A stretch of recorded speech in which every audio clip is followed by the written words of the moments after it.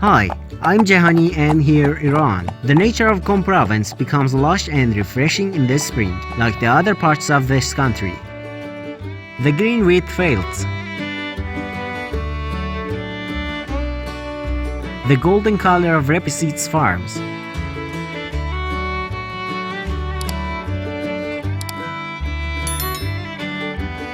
the red wild tulips,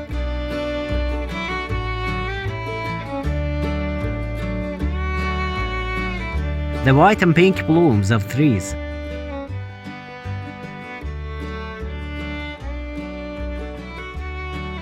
the grazing sheep herds in the plain,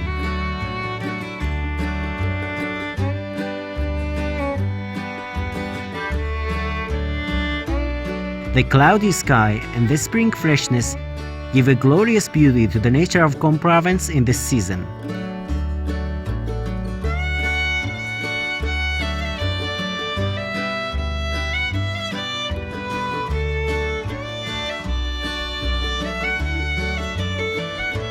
These are just some of the beauties of Qom province and Iran.